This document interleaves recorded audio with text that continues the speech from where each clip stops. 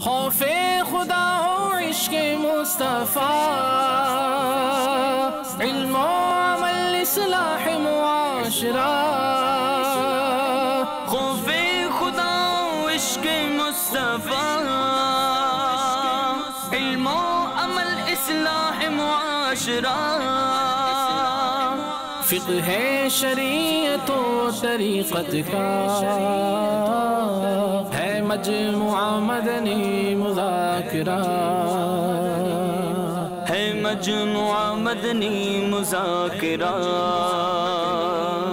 مدنی مذاکرہ، مدنی مذاکرہ۔ الحمدللہ رب العالمین، والصلاة والسلام على سید المرسلین، اما بعد فاعوذ باللہ من الشیطان الرجیم، بسم اللہ الرحمن الرحیم۔ الصلاة والسلام علیک یا رسول اللہ وعلی آلک واصحابک یا حبیب اللہ۔ الصلاة والسلام علیک یا نبی اللہ وعلی آلک واصحابک یا نور اللہ۔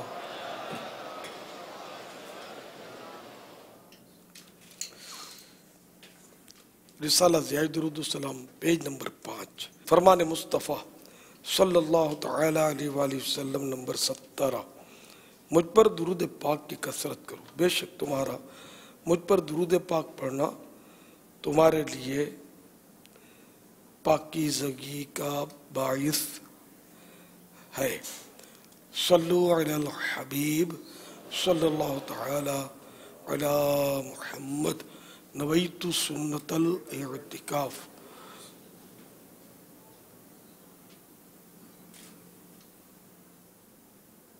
میرا نام محمد اشرف اتاری ہے اور میں امریکہ کے اسٹیٹ کیلیفورنیا کی مکی کابینہ کی ڈویژن فیضان صدیق اکبر سے عرض کر رہا ہوں۔ ہم فیضان سنت سے درس سنتے آ رہے ہیں۔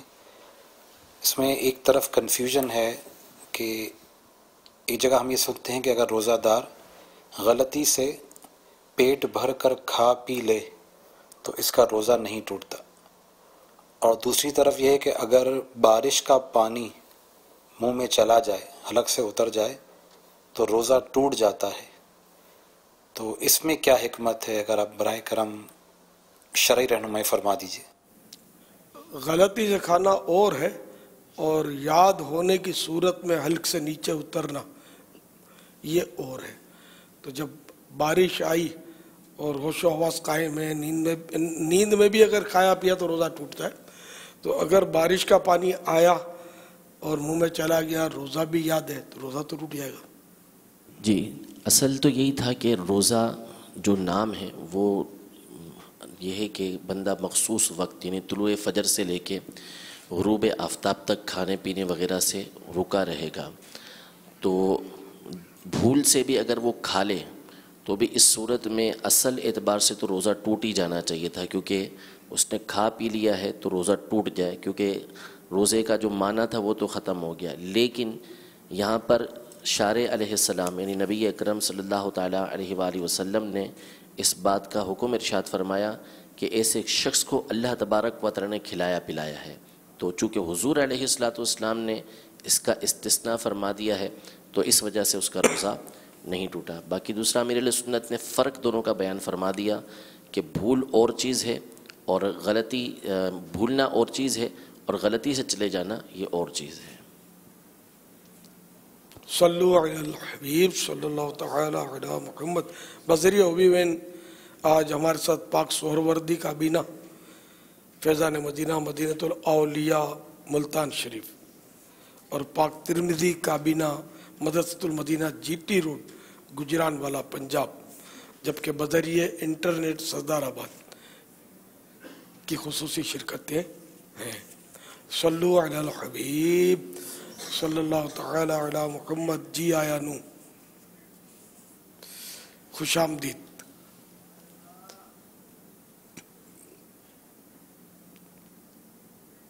میرا نام محمد حسان رضا افطاری ہے. میں سردار آباد سے بول رہا ہوں. پیارے بابا جان، کھیت تو بہت سارے ہوتے ہیں، سبزیوں کے الگ تو پھلوں کے الگ، لیکن یہ کھیت تو کپاس کا ہے، اور کپاس سے کپڑا بھی بنتا ہے، اور کپڑا ہر انسان کی ضرورت ہوتی ہے. اچھا دکھنے کے لیے کپڑے بھی اچھے پہنے جاتے ہیں. آپ یہ بتائیں کہ اچھے کپڑے کہتے کسے ہیں، اور ہمارے پیارے نبی صلی اللہ علیہ وسلم کیسے کپڑے پسند فرماتے تھے؟ پیارے باپا جان دعا کرتے میں حافظ قرآن بن جوں. ماشاءاللہ. سبزیوں کا کھیت ہوتا ہے، پھلوں کا کھیت نہیں کہتے، پھلوں کا باغ کہلاتا ہے. تو کپڑے وہی اچھے جو ہمارے اچھے اچھے پیارے پیارے میٹھے میٹھے مصطفیٰ صلی اللہ تعالی علیہ وآلہ وسلم کو اچھے لگیں، جو سنت سے نہ ٹکرائیں وہ اچھے. باقی اب دنیاوی نظروں میں تو ایک سے ایک لباس بن رہے ہیں، لاکھوں لاکھ روپے کے جوڑے بنتے ہیں، اگر وہ سنت سے ٹکراتے ہیں تو اچھے نہیں ہیں. سنت کے مطابق لباس پہننا چاہیے، ستر ڈھک جائے یہ تو فرض ہے نا، اور باقی ایسا لباس ہو کہ جو سنت سے نہ ٹکرائے. یعنی جیسے کہ مہذب حضرات جو لباس پہنتے ہیں اور وہ شریعت کے خلاف نہیں ہوتا، سنت کے خلاف نہیں ہوتا، اگرچہ وہ سنت سے ثابت بھی نہیں ہوتا، تو اس کو بھی سنت سے ٹکرانا نہیں کہیں گے. جو خلاف سنت ہو، جس سے سنت مٹ رہی ہو، تو وہ خلاف سنت کہلائیں گے. ورنہ تو بہت سارے لباس ہیں، بلکہ پہلے تو ہاتھ سے سلائی ہوتی تھی، اب تو مشین سے سلائی ہوتی ہے، تو یہ بھی کیا ہم کہیں گے سنت سے ٹکرا گئے. پہلے گھنڈی لگتی تھی بٹن کی جگہ دھاگوں کی، اب پلاسٹک کے بٹن، اسٹیل کے بٹن، تو ان کو بھی یہ نہیں کہیں گے کہ یہ سنت سے ٹکرا گئے. ورنہ تو اس طرح کا تو کپڑا ہی نہیں ملتا. وہ جو انداز تھا کپڑے کی بنائی کا، اور اب جو کپڑے کی مطلب یعنی کہ جس طرح پروڈکشن ہوتا ہے، اس میں زمین آسمان کا فرق ہے. پہلے رنگوں کے شیڈ اس طرح نہیں ہوتے ہوں گے جیسے اب ہیں. تو یہ مطلب جو بھی شریعت جن لباس کو قبول رکھتی ہے وہ جائز ہوتے ہیں، اور سنت مٹانے والا نہیں کہیں گے. اب سنت کے مطابق مرد کے لیے بہتر یہ ہے کہ بہار شریعت میں یہ لکھا ہے کہ سنت یہ ہے کہ آستین ایک بالشت چوڑی ہو، کرتا جو ہے آدھی پنڈلی تک ہو، ٹخنا گھٹنا تو سب جانتے ہیں، ٹخنا شاید سب نہیں جانتے. پاؤں کا جو پنجہ زمین پر ہم رکھتے ہیں نا، اس پنجے کے اوپر دیکھیں گے تو ابھرا ہوا ہڈی ہوتی ابھری ہوئی، تو اس کو ٹخنا بولتے ہیں. تو ٹخنا اور گھٹنا، اس کے درمیان کی جو نلی ہے وہ کہلاتی ہے پنڈلی. تو آدھی پنڈلی تک سنت ہے. آپ جھک کر دیکھیں گے تو سمجھ نہیں آئے گی، آپ یوں سیدھے کھڑے رہیں گے، دوسرا دیکھ کر بتا سکتا ہے کہ آدھی پنڈلی تک ہے یا نہیں. وہ تو آپ خود سیریس ہوں گے سلوانے کے وقت تو ہی مطلب آدھی پنڈلی تک اچانک نہیں بنے گا، آدھی پنڈلی تک بنوانا پڑتا ہے. عام رواج اس کا نہیں ہے، لیکن بہرحال اس کو سنت لکھا ہے. ہمارے یہاں مدنی ماحول میں ایک تعداد ہے جو یہ کوشش کرتی ہے کہ آدھی پنڈلی تک ان کے کرتے کی لمبائی ہو.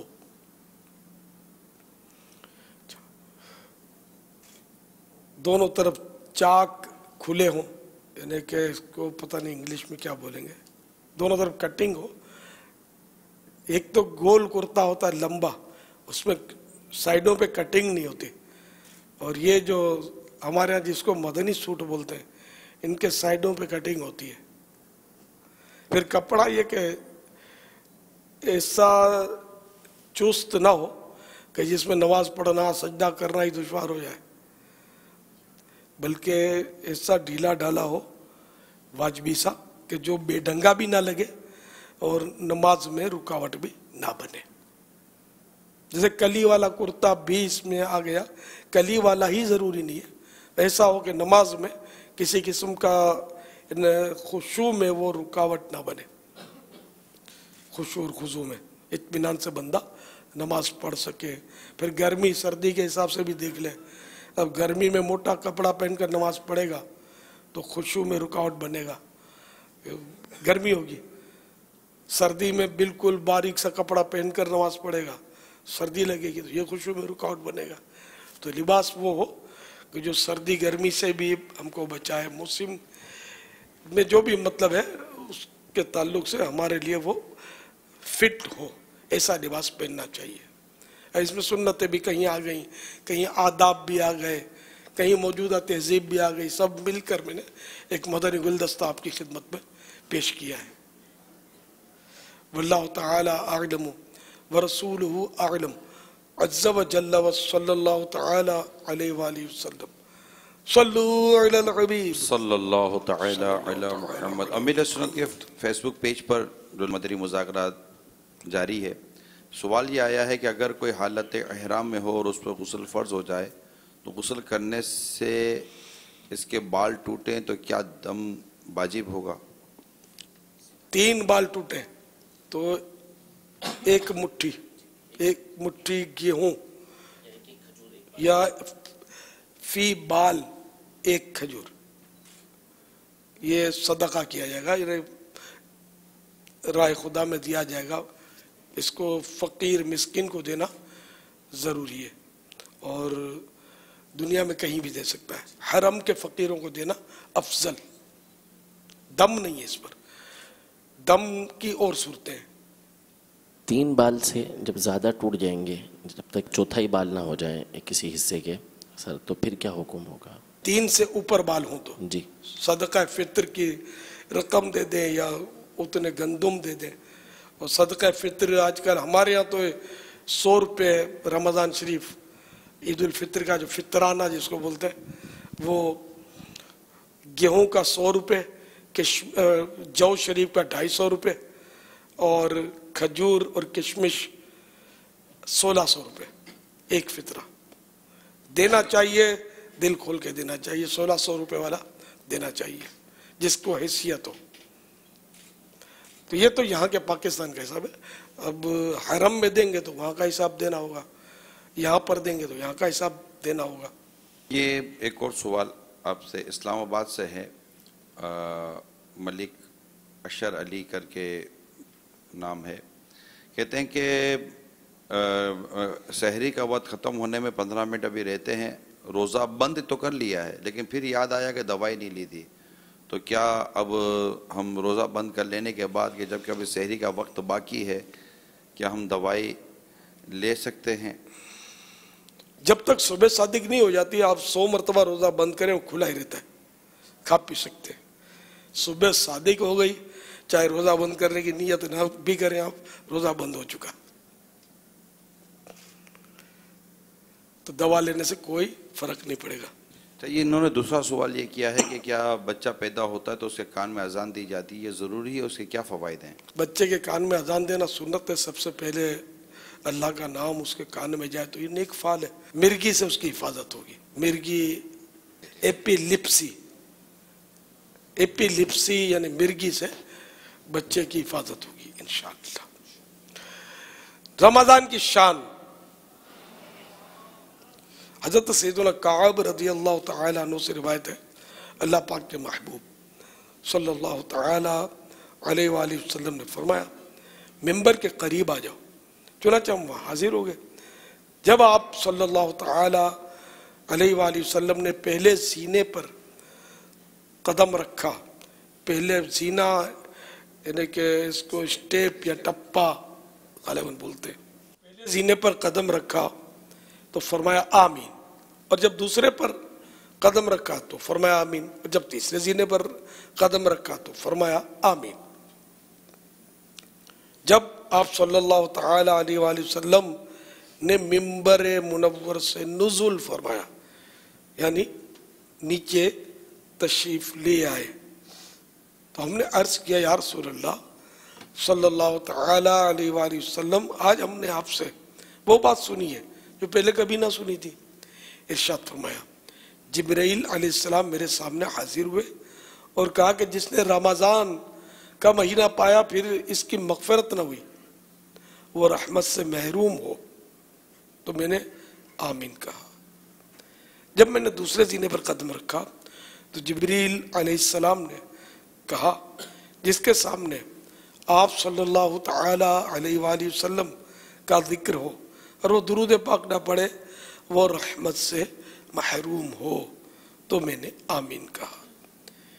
پھر جب میں نے تیسرے سینے پر قدم رکھا تو جبریل علیہ السلام نے کہا جس کے پاس اس کے والدین یا ان میں سے ایک بڑھاپے کو پہنچا اور انہوں نے اسے جنت میں داخل نہ کرایا تو وہ رحمت سے محروم ہے، تو میں نے کہا آمین۔ صلو علی الحبیب صلی اللہ تعالی علی محمد۔ یہ مظفر حسین ہیں کلکتہ سے، فیس بک پیج پر انہوں نے سوال کیا ہے کہ پیر کیا محرم ہے یا نامحرم؟ استاد کیا محرم ہے یا نامحرم؟ استاد کو باپ کا درجہ دے کر کیا وہ محرم ہو جائے گا؟ جواب ارشاد فرمائیں۔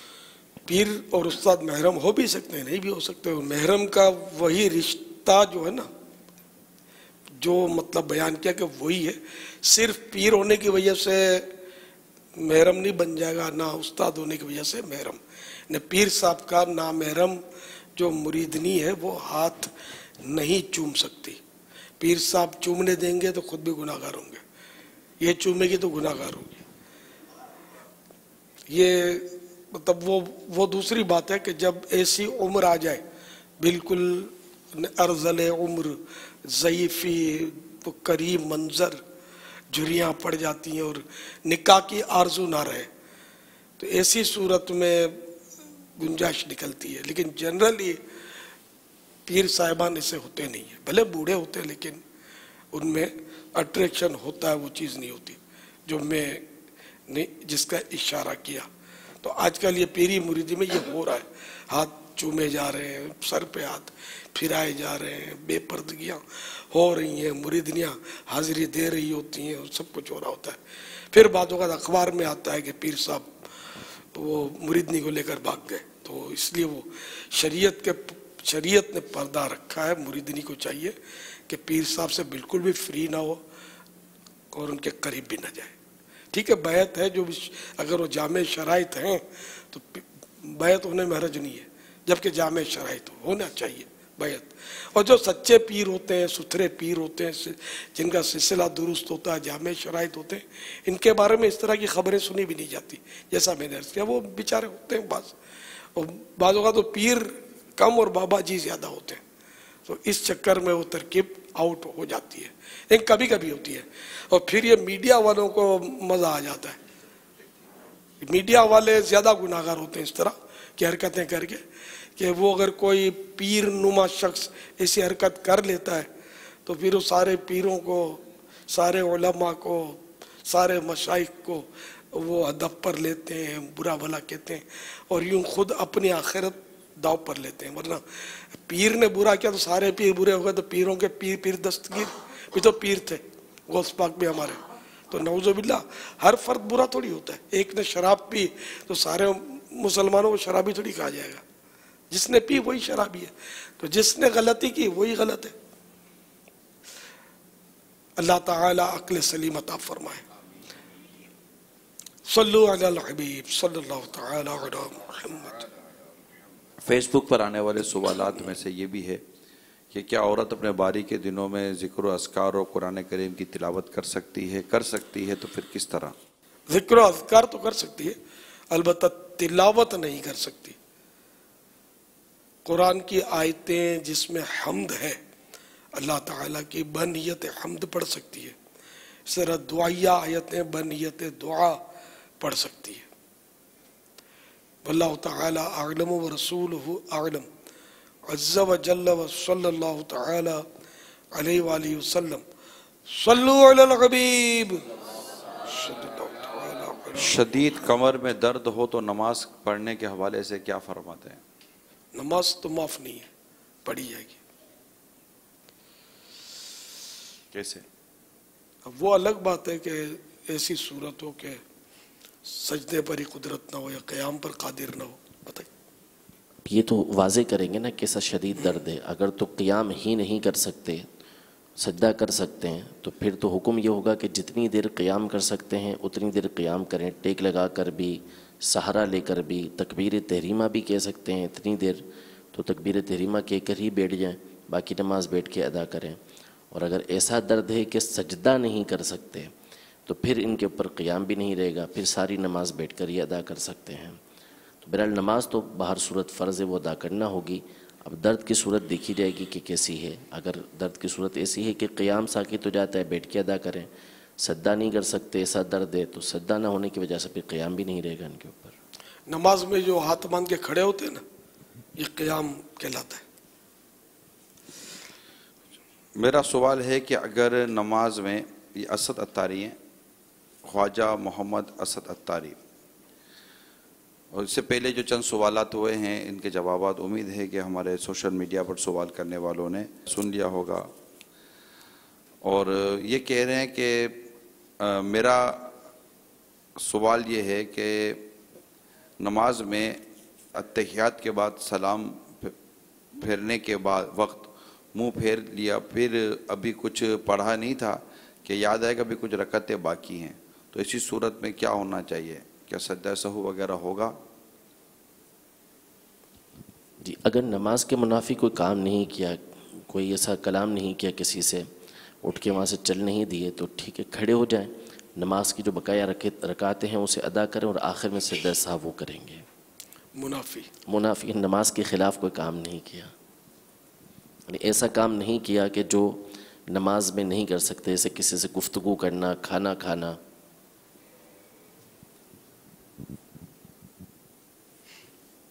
یہ سوال یہ آیا کہ مدنی مذاکرے میں سنا تھا کہ تحریم نام کا مطلب ہے حرام، لیکن کچھ لوگ کہتے ہیں کہ اس کا مطلب حرمت ہے. آپ وضاحت فرما دیں. حرام کس نے کا پتہ نہیں. تو جو کہہ رہے ہیں وہ بتائیں گے. تحریم کا معنی ایک معنی حرام کرنا بنتا ہے، حرمہ کا معنی حرام کرنا. سورۃ التحریم میں جو معنی ہے وہ یہی ہے کہ جو حرمہ، کہ آپ اس کو حرام کرتے ہیں. اور یہ بھی ٹھیک ہے کہ ایک بعض اوقات جو ہے نا وہ حرمت کے معنی عظمت کے بھی ہوتے ہیں. تو اب یہ جو پوچھا گیا اس کے حساب سے ہی بتایا گیا ہوگا. مسجد الحرام حرمت والی مسجد جس میں کعبہ ہے، اور جب ولد الحرام کہیں گے تو یہاں عرفی کہ یہ گالی ہے. تحریم نام رکھنے میں حرج ہے؟ معنی اگر حرمت اور عظمت کا لیتے ہیں تو یہ معنی تو جائز ہے. تو اب اس سے نام رکھے جائے جو بزرگوں کی طرف منسوب ہوں، صحابہ کی، انبیاء کرام کی طرف منسوب ہوں، ولیات صحابیات کی طرف منسوب ہوں، بہتر وہی نام ہے. کیا ہم اپنے نام کے ساتھ سید لگا سکتے ہیں؟ اگر کوئی ہے سید تو لگانے میں حرج نہیں ہے، مگر یہ کہ سید لگانے میں امتحان ہے. جائز تو ہے، لوگ احترام کریں گے، تو احترام میں پھر یہ کہ طبیعت چاہتی ہے کہ لوگ میرا احترام کریں، یہ ہلاکت ہے. یعنی اتنا طبیعت میں کیسے اپنے آپ کو کنٹرول کرے گا کہ لوگ میری تعظیم نہ کریں؟ ایسی خواہش کہاں سے لائے گا لوگ میری تعظیم کریں؟ اب اس میں تو ہے بڑا مسئلہ ہے. وہ حدیث پاک ہے نا کہ لوگ میری تعظیم کے لیے کھڑے ہوا کریں اور جہنم میں اپنا ٹھکانہ بنا لیں. تو اب یہ کہ اپنا جو بھی لقب بتاتا ہے جس سے فضیلت نکلتی ہے، یعنی مثلا سید، تو یہ کیوں کہہ رہا ہے سید اپنے آپ کو؟ اب جیسے درس نظامی ہمارے ہاں کیا تو مدنی، تو یہ کیوں کہہ رہا ہے مدنی؟ اپنے پر غور کرے. ہیں دونوں الفاظ جائز جو اس کا اہل ہے اس کے لیے، لیکن اگر یہ ہے کہ لوگ میری تعظیم کریں، میرا احترام کریں، تو اس میں ہلاکت ہے. اور یہ عام طور پر اس سے بچنا بہت مشکل ہے. کہ اگر جیسے کہ سید ہے تو 4 آدمی ہیں، تین نے ہاتھ چومے، ایک نے ہاتھ نہیں چومے. جس نے ہاتھ نہیں چومے اس کے بارے میں دل کی کیفیت پر غور کرے کہ کیا ہوا، کیسا لگا. لگتا ہے سیٹ نہیں ہے، لگتا ہے سیٹ نہیں ہے، کیسا لگے گا. تو تو یہ مطلب اسی طرح لوگ تعظیم کے لیے کھڑے ہوں، سادات کرام کے لیے کھڑے ہوتے ہیں، کھڑے ہونا چاہیے، ثواب کا کام ہے، لیکن خود سید صاحب آزمائش پہ کہ جو نہیں کھڑے ہوں گے ان کے دل میں میل آ سکتا ہے، کہ جو کھڑے ہوئے یہ بھی ظاہر دل کو تو بھلے معلوم ہوں گے، اور خواہش اگر یہ پیدا ہوتی ہے کہ کھڑے ہوا کریں تب یہ مصیبت ہے بہت بڑی۔ دیکھیں میں نے سید کہنے یا مدنی کہنے کو منع نہیں کیا، ناجائز نہیں کہا، اپنے دل پر غور کرے، اگر اپنے دل کی قلب سلیم ہے، اس کے پاس دل سلامت ہے تو کہنے میں حرج نہیں ہے، اور دل تعظیم چاہتا ہے یا کہنے کا مقصد یہی ہے لوگ میرا احترام کریں، میری تعظیم کریں، مجھے آگے بٹھائیں احترام کی جگہ پر، پھر اب سوچ لیں کہ یہ کہنا کیسا ہے۔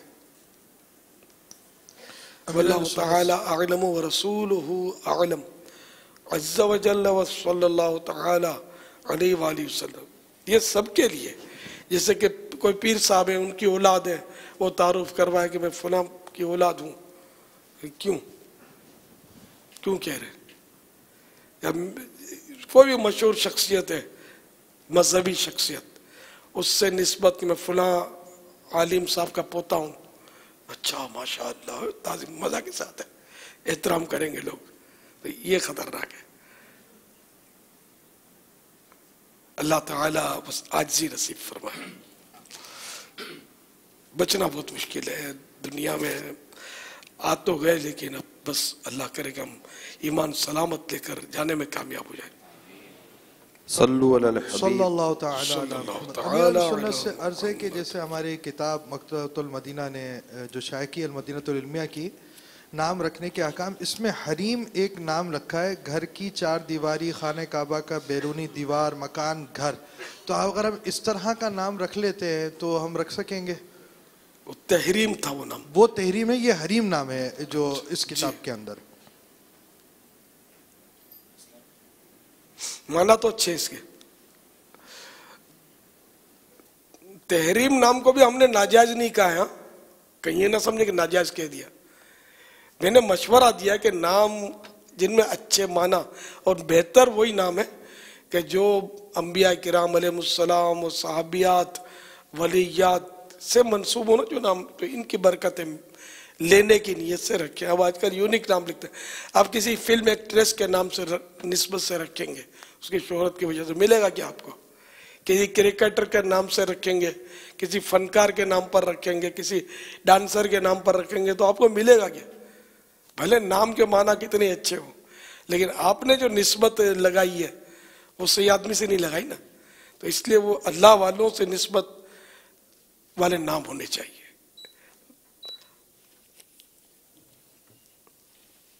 صلو علی الحبیب صلی اللہ تعالی علی محمد، پھر وہ نام ہو جو لوگوں میں رائج ہوں۔ اب جیسے کعبہ بہت مقدس مقام ہے، لیکن کوئی آپ نام رکھ دیں گے کعبہ کسی فرد کا، تو کیسی باتیں بنیں گی، لوگ کیسی طرح طرح کی باتیں کریں گے، پنچاتیں کریں گے، حیرت کا اظہار کریں گے، اور اس میں آپ کو تو خیر اب تو یونیک کے لیے مزہ ہی آئے گا، تو آپ کو ایسا نہ ہو کعبہ نام رکھ لے، اور پھر بعض اوقات اسی کو گالیاں بھی دیتے ہیں، برا بھلا بھی کہتے ہیں کہ وہ کعبے نے، نعوذ باللہ، تو اس سے بھی احتیاط اچھی ہے، اس سے مقدس نام میں کہ اگر رکھا تو پھر اس کا احترام بھی ہو۔ صلو علی الحبیب صلی اللہ تعالی علی محمد۔ آپ کے تخلص میں عطار ہے، جب آپ کے لکھے ہوئے کلام پڑھے جاتے ہیں تو اس میں عطار آپ اپنا تخلص کا استعمال کرتے ہیں، تو آپ اپنے آپ کو جو عطار آپ نے جو لکھا، تو اس عطار کے لکھنے کی وجہ کیا ہے؟ یہ فیس بک پہ اس طرح کا میں عطر بیچا کرتا تھا بیگ میں رکھ کے، اور شیخ فرید الدین عطار رحمت اللہ تعالی علیہ جنہوں نے تذکرۃ الاولیاء لکھی ہے، ان کا مجھے پتا تھا کہ ان کا تخلص عطار، ان کا شاید ہو سکتا ہے کہ اب تو بعد میں پتا چلے گا، عطار تو بہت بڑی فیملی ہے یہ عربوں میں، تخلص نہیں ہے یہ ان کی، جیسے ہم میمن ہیں، سندھی ہیں، اس طرح مطلب کوئی فیملی ہے، یا ان کا سر نیم یا جو بھی کوئی ذات ہوتی ہے تو عطار۔ تو میں نے یوں عطر سے عطار اپنے لیے وہ تخلص رکھ لیا، عطر والا۔ ویسے عطار بولتے ہیں دیسی دوائیں بیچنے والے کو، یہ بات نہیں پتا چلا میرے کو۔ پنساری بھی نہیں سمجھیں گے، پان والے کی دکان سمجھیں گے پنساری۔ دیسی دوائیں بیچنے والے کو پنساری بولتے ہیں، عطار بھی بولتے ہیں۔ اب آج کل کیا بولتے ہیں پتہ نہیں ہے، عوام تو بس وہ کسی طرح گزارا کر ہی لیتے ہوں گے، دیسی دوا کی دکان بولتے ہوں گے یا جڑی بوٹیاں جہاں ملتی ہیں وہ دکان۔ صلو علی الحبیب صلی اللہ تعالی علی محمد۔ السلام علیکم ورحمۃ اللہ وبرکاتہ۔ وعلیکم السلام ورحمۃ اللہ وبرکاتہ۔ جب کوئی بچہ بیمار ہو جاتا ہے تو اس کو کڑوی کڑوی دوائی پینی پڑتی ہے، تو آپ کوئی روحانی علاج بتاتے تو ہم کو کڑوی دوائی نہ پینی پڑے۔ اور کیا جب آپ چھوٹے تھے تو کڑوی دوائی تھی؟ یہ میمونہ بھائی بنت حاجی مشتاق دبئی، یہ بیچاری بہت سخت بیمار ہو گئی تھی اور پہچانی نہیں جا رہی تھی، ایسا اس کا حلیہ بن گیا تھا ہاسپٹل میں۔ تو ان کے ابو نے مجھے تصویر بھیجی تھی، تسلی وغیرہ دی تھی۔ اب یہ آ گئی ہے میدان میں الحمدللہ۔ ایک اور صوتی پیغام بھی ان کا اس کے ساتھ تھا کہ میں یوں ٹھیک ہو گئی، میں نے یوں کیا اور یوں ٹھیک ہو گئی۔ اب یہ کڑوی دوائیں پی پی کے بیچاری ہے مدنی منی تنگ آ گئی ہے، ایسا اس کے اس سے لگ رہا ہے۔ اب یہ مجھے پوچھ رہی کہ آپ نے کڑوی دوائی پی چھوٹے تھے تو اگر میں نے پی ہو تو اب آپ کے لیے میٹھی ہو جائے گی؟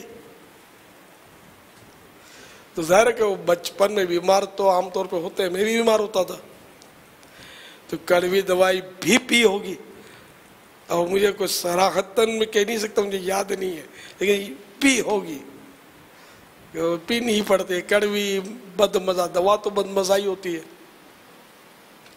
تو امی ابو اگر بد مزہ کڑوی دوا پلائیں تو پی لینی چاہیے۔ کہ امی ابو کے بارے میں یہ ذہن رکھنا چاہیے کہ یہ ہمارے فائدے کا کام کرتے ہیں، تو یہ ہم کڑوی دوائی پئیں گے تو ان کو زیادہ میٹھے لگیں گے جب تندرست ہو جائیں گے۔ صلو علی الحبیب صلی اللہ تعالی علی محمد۔ امیر اہل سنت کی بارگاہ میں عرض ہے کہ امیر اہل سنت جو بھی تسبیحات پڑھی جائیں کم از کم ان کی مقدار کیا ہونی چاہیے؟ جیسا کہ کل آپ نے ایک تسبیح کا جو ورد کروایا، ذکر فرمایا سبحان اللہ عدد خلقہ، تو ان کی تعداد ہمیں کم از کم دن بھر میں کتنی پڑھنی چاہیے؟ السلام علیکم۔ وعلیکم السلام ورحمۃ اللہ وبرکاتہ۔ سبحان اللہ عدد خلقہ، اس کی تعداد حدیث پاک میں لکھی، اس جو حدیث پیش کی اس میں لکھی نہیں ہے۔ تو اب اپنی توفیق جتنی ہو، جتنا نبھا سکتا ہے، جو بھی عمل اختیار کیا جائے وہ ہو کہ جس کو یہ نبھا سکے اور اس پر پرمیننٹ یہ چل سکے، تو یہ اچھا ہوتا ہے۔ چاہے تھوڑا ہو عمل لیکن یہ مستقل ہو نا، پرمیننٹ، تو وہ اچھا ہوتا ہے۔ تو اب اپنے طور پر آپ کوئی بھی تعداد فکس کر سکتے ہیں، چاہے آپ 112 بار پڑھا کریں، ہے تو مختصر سبحان اللہ عدد خلقہ، بہت جامع ذکر ہے، پاکی ہے اس اللہ کی تمام مخلوقات کی تعداد کے برابر، خلقہ ہی، اللہ تعالیٰ کے لیے پاکی ہے اس کی مخلوق کی تعداد کے برابر، یعنی یہ اربوں خربوں بار ہم نے یہ اللہ کی پاکی بیان کر لی ایک لفظ بول کر اس جملے میں، اتنا یہ جامع ورد ہے۔ سبحان اللہ عدد خلقہ، رات کو ہم نے اس کو بار بار دہرایا بھی تھا. صلو علی الحبیب صلی اللہ تعالی علی محمد. کسی کا سوال آیا ہے کہ وہ اپنے جرنلزم جو صحافت کا جو شعبہ ہے اس سے متعلق، تو اس کے لیے امیر سنت کا ایک رسالہ ہے اخبار کے متعلق سوالات اور جوابات، اخبار کے بارے میں سوال جواب. تو یہ دعوت اسلامی کی ویب سائٹ ہے www.dawatislami.net. اس ویب سائٹ پر جو ہماری جو بک لائبریری ہے وہاں پر یہ رسالہ پڑھنے کو مل سکتا ہے. یہ بکلیٹ ہے امیر سنت کا، آتھر آف امیر سنت. صلو علی الحبیب صلی اللہ تعالی علی محمد. ایک جائے نماز ہے جہاں چھوٹی سی جگہ ہے، وہاں پر یا مسجد ہو یا چھوٹی سی مسجد ہے، وہاں ایک جماعت ہو رہی ہوتی ہے، پھر اس کے بعد دوسری جماعت ہو رہی ہوتی ہے. پھر ایک جماعت میں لوگ پورے نہیں ہوتے، پھر دوسری جماعت ہو رہی ہوتی ہے. اس کے بارے میں آپ کیا فرماتے ہیں؟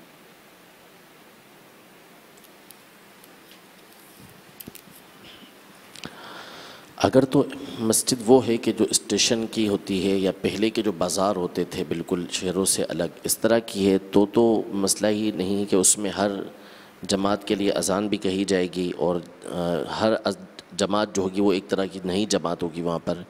اور اگر ایسی نہیں ہے بلکہ محلوں کی مسجد ہے جیسے ہمارے یہاں پر ہوتی ہے اور اس کے لیے امام مؤذن وغیرہ سب مقرر ہوتے ہیں، تو اگر وہاں ایک جماعت ہو چکی ہے اب دوسری جماعت ہو رہی ہے تو یہ جماعت ثانی کہلائے گی. اس میں یہ جائز ہے، البتہ اس میں یہ کیا جائے گا کہ جہاں پہلے امام صاحب کھڑے ہوئے تھے وہاں سے کچھ ہٹ کے دوسرے امام صاحب کھڑے ہو جائیں، کچھ حیت اس کی تبدیل کر دینی چاہیے. پہلی جماعت جان بوجھ کر چھوڑی نہ جائے جی، کہ وہ واجب ہے، جبکہ اور کوئی شرعی اس میں عذر نہ ہو. سوالات تحریری طور پر جو فیس بک پر ہمیں بھیج رہے ہوتے ہیں، اگر وہ ابھی سن رہے دیکھ رہے ہوں تو ان سے ایک بڑی مجھ سے ریکویسٹ ہے، عرض کرتا ہوں کہ سوال جتنا ہو سکے مختصر لکھیں اور تفصیل زیادہ، کیونکہ جب سوال بہت بڑا ہوگا تو اس کو پڑھنے میں بھی دقت ہوتی ہے، اور پھر سوالات کا ایک آپ بھی جو جب فیس بک پر آپ بیٹھے ہوں گے اور مدنی مذاکرہ دیکھ رہے ہوں گے تو آپ دیکھ رہے ہوں گے کہ ایک مسلسل سوالات اور کامنٹس آ ہی رہے ہوتے ہیں، تو اس کو پراپرلی اسٹڈی کرنا اور پڑھنا اتنا آسان نہیں ہوتا. لہٰذا کائنڈلی ریکویسٹ کرتا ہوں میں کہ جو بھی سوال لکھیں بڑے شارٹ 2 لائنوں میں اگر آپ کا سوال لکھا جا سکتا ہے تو پھر 2 لائنوں میں سوال لکھ کر بھیجیں. صلو علی الحبیب.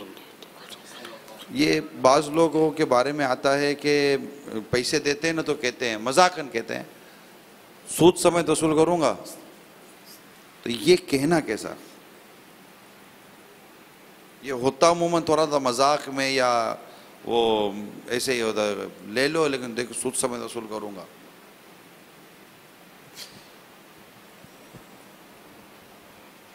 صرف مذاق میں ایک گناہ کی نیت کا اظہار، نیت بھی نہ ہوئی ہے، مذاق میں کہہ رہا ہے. ہاں ظاہر ہے کہ وہ سود حرام ہے نا. تو اب یہ اپنا کہہ رہا ہے کہ مطلب تم قرضہ لے لو میں کھاؤں گا حرام تم سے لے کے، یہ اچھی بات تو نہیں ہے نا، ایسا نہ کہا ہے. صلو علی الحبیب صلی اللہ تعالی علی محمد. میرا ایک سوال عرض ہے کہ میری دادی نے مجھے یہ غلہ لے کر دیا تھا، ابھی میں اس کے اندر پیسے جمع کرتا رہا ہوں کافی دنوں سے، تو اس کے اندر ابھی کافی پیسے جمع ہوئے ہیں، تو کیا میرے اوپر زکوٰۃ فرض ہے؟ آپ تو نابالغ ہیں نا، تو نابالغ کے ذاتی جو رقم ہے اس پر زکوٰۃ فرض نہیں ہوتی، چاہے لاکھوں روپے جمع کر لیں آپ. اب اس میں سمائیں گے کتنے غلے میں؟ اور تھے بھی سکے تو اس میں تو یہ سکے تو پورا بھی بھر جائے نا. پاکستان میں سکہ کتنے کا ہے؟ 5 کا. تو یہ سارا پورا بھر جائے گا نا سکوں سے. یہ جو آپ نے دکھایا مٹی کا غلہ، تو تب بھی زکوٰۃ فرض نہیں ہوگی، اتنی رقم نہیں بنے گی اس کی. اگر کوئی یعنی کہ بالغ ہو وہ بھی اس طرح جمع کرے تو. صلو علی الحبیب صلی اللہ تعالی علی محمد. ابو بکر شیخ اسرار ہند کے شہر ناسک سے عرض کر رہا ہوں. روزے کی حالت میں ہم دوپہر میں سو جاتے ہیں, وہ منہ میں جو تھوک اور رال ہوتی ہے وہ نگل جاتی ہے, تو اس سے کیا روزہ ٹوٹ جاتا ہے؟ نہیں ٹوٹتا. صلو علی الحبیب صلی اللہ تعالی علیہ وسلم. میرا نام تنویر احمد اتاری ہے, سلیمانی کابینہ خانیوال سے عرض کر رہا ہوں. یا سیدی, مجھے سگریٹ سے الرجی ہے. جب بھی کوئی سگریٹ پیتا ہے تو مجھے اس کی سمیل سے متلی ہونے کا اندیشہ رہتا ہے. یا سیدی, میں کبھی کبھار اپنی جیب سے عطر کی شیشی نکال کر سنگلی انگلی پر عطر لگا کر اپنے ناک کے نتھنوں پر لگا لیتا ہوں تاکہ سگریٹ کی سمیل سے بچ سکوں. یا سیدی, یہ ارشاد فرمائیے کہ روزے پر اس طرح کرنا روزے سے کوئی فرق تو نہیں پڑے گا؟ جزاک اللہ خیرہ. السلام علیکم ورحمۃ اللہ وبرکاتہ. ورحمۃ اللہ وبرکاتہ. کوئی حرج نہیں ہے عطر لگانے میں. ناک پر عطر لگا لیا, بام لگا لیا, جائز ہے, روزہ نہیں ٹوٹے گا اس سے. اس میں تھوڑا سا اس میں احتیاط ضروری ہوگی کہ یہ کہہ دیتے کہ انگلیوں پہ لگا کے پھر ناک میں لگا لیتے ہیں. اس میں جیسے اگر قطرے وغیرہ اندر چلے گئے یا اس کا کوئی حصہ اندر چلا گیا تو پھر مسئلہ ہوگا. ایک عطر سونگھنا یہ تو ٹھیک ہے, اس میں مسئلہ نہیں ہے. لیکن اگر اس کو باقاعدہ جیسے یہ بتا رہے ہیں کہ انگلیوں پہ لیا اور پھر اس کو ناک پہ مل لیا اندر, تو اس میں پھر خوشبو چلی جائے گی اندر. عطر جائے گا نا, تگنی کا ناچ نچا دے گا, اس کو پتہ چل جائے گا. تو وہ احتیاط سے ہی لگائیں گے, اندر نہیں جانا چاہیے. اس طرح بام بھی لگائیں گے, اندر نہیں جانا چاہیے. طبی طور پہ جو نقصان ہوگا نا عطر یہاں لگانا, اللہ بہتر جانے. اب بیچاروں کو الرجی ہے, اللہ تعالیٰ ہر عطر ایسا نہیں ہوتا تکنے کا ناچ نچانا. ڈال کے دیکھ لینا. نہیں, ہر عطر ایسا نہیں ہوتا, یہ صحیح کہہ رہے ہیں, تجربہ ہے. اچھا, آپ نے ڈالا ہے؟ جی جی, عطر ڈالا ہے, لگایا ہے یہاں. لگانا اور چیز ہے, اندر جائے گا تو ایسا جلن مچائے گا. تو پیر صاحب نے کہا تجربہ کرنے میں کیا آ رہا ہے؟ تمہیں اتار ہوں, آپ کو پتہ نہیں. بہرحال ہو سکتا ہے کوئی دیسی چیزوں کا عطر آتا ہو جس کو عطر نہ کہتے ہو, خوشبو دیتا ہو, وہ ناک میں ڈالا جاتا ہو. جیسے اس کو کھا بھی سکتے ہیں نا. ہاں, جو یہ مشک ہے, امبر ہے, تو دواؤں میں ڈلتے ہیں. یہ تو اصل چیزیں ہیں نا. اس میں دارالفتہ اہل سنت کا ایک فتویٰ ہے نا کہ وکس کی ایک قسم کا کیمیکل ہے. جی, ایک کیمیکل ہے بام کا, وہ ناک کے نتھنوں کے اندر لگاتے ہیں تو کیمیکل کے باریک اجزاء جو ہے وہ حلق کے راستے اندر چلے جاتے ہیں, تو وہ اس سے روزہ ٹوٹنے کا حکم ہوتا ہے. یہ باقاعدہ فتویٰ ہے دارالفتہ اہل سنت کا. تو اس سے تھوڑا سا مجھے یہ ہوا کہ کہیں پتہ نہیں کس ٹائپ کی وہ خوشبو ہے, اس لیے میں نے کہا احتیاط اس میں برتیں. خوشبو لگانے میں مسئلہ نہیں, عطر کے تو جزیات ہیں. جی جی, عطر البتہ مطلب یہ کہ اندر لگائے گا کوئی بھی نہیں. ہاں, کہاں لگاتے ہیں یہ عطر لگائے جائیں یہاں تو خوشبو اندر جائے گی. یہاں لگائیں گے نا, اب یہاں لگانا تو اتنا فائدہ بھی نہیں ہے یہاں مچھوں پہ.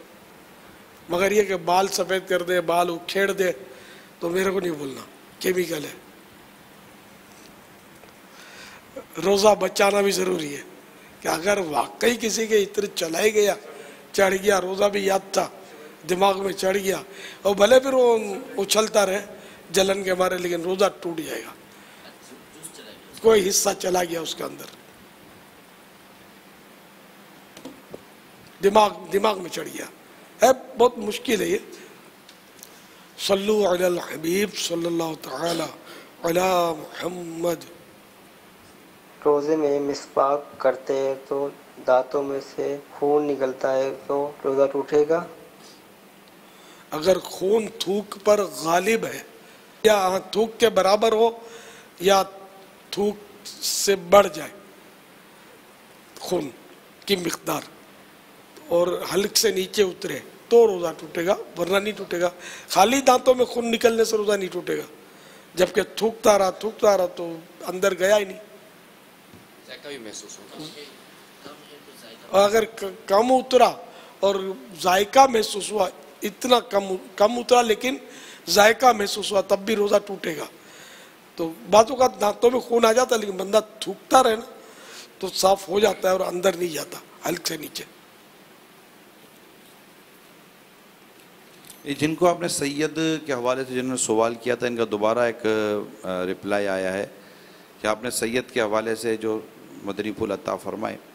سوال انہوں نے یہ کیا ہے کہ ہم پیچھے سے سید نہیں ہیں، اس لیے کیا ہم سید لگا سکتے ہیں اپنے نام کے ساتھ؟ سید تو وہی ہو سکتا ہے جو بی بی فاطمہ رضی اللہ تعالی عنہا کے شہزادوں سے جن کی نسل چلی، امام حسن، امام حسین رضی اللہ تعالیٰ عنہما. تو اب جیسے بیچ میں کسی نے سید کا دعویٰ کر دیا کہ میں سید ہوں اور وہ سید نہیں تھا، تو اب اس کی جتنی بھی نسلیں چلیں گی قیامت تک وہ سب سید نہیں ہیں. تو اگر یہ آپ کے پاس کنفرم معلومات ہے تو پھر تو خود کو سید کہنا جائز نہیں ہے، آپ ڈکلیئر کر دیں اگر کنفرم معلومات ہے آپ کو تو کہ میں سید نہیں ہوں. تھوڑا خاندان والوں میں ہو سکتا ہے مسئلہ ہوگا، مسئلہ اسی لیے ہوتا ہے کہ وہ سیدوں کو ایک تعداد ہے جو احترام کرتے ہیں، احترام کی وجہ سے میں نے وہی منع کیا کہ سید ہے تو بھی اپنے آپ کو غور کر لے کہ اس لیے نہ کہے کہ لوگ میرا احترام کریں سید. تو یہ تو اس کی تو مذمت میں نے آپ کو سنائی، حدیث پاک میں سنائی. فیس بک پیج پر اور سوشل میڈیا کے دیگر ذرائع پر مختلف انداز سے کئی عاشقان رسول نے آپ کو دعاؤں کے لیے کہا ہے. بیماری ہیں، پریشانی ہیں، گھر بار میں پریشانیاں ہیں، کاروبار میں پریشانیاں ہیں، گھر میں ماں باپ کے حوالے سے، اولاد کے حوالے سے، سب کے لیے بھی دعا کر دیجیے گا. اللہ سب پر خیر فرمائے. اللہ تعالیٰ ہمارے حاضرین، مدنی چینل کے ناظرین، سوشل میڈیا کے ناظرین، سب کی پریشانیوں پر، بیماریوں پر، جائز مرادوں پر رحمت کی نظر فرمائے. ہم سبھی پر رحمت کی نظر فرمائے. 18 روزے ہوئے، وہ بھی 18 بھی اب بارڈر پہ 18 روزہ. صلو علی الحبیب صلی اللہ تعالی علی محمد.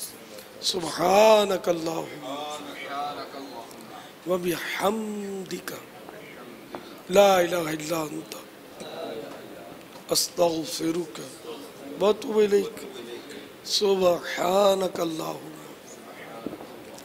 و بحمدک لا الہ الا انت استغفرک و اتوب الیک. سبحانک اللہم و بحمدک لا الہ الا انت استغفرک و اتوب الیک. صلو علی الحبیب صلی اللہ تعالی علی محمد. خوف خدا ہو، عشق مصطفیٰ، علم و عمل، اصلاح معاشرہ. خوف خدا ہو، عشق مصطفیٰ، علم و عمل، اصلاح معاشرہ. فقہ شریعت و طریقت کا ہے مجموعہ مدنی مذاکرہ،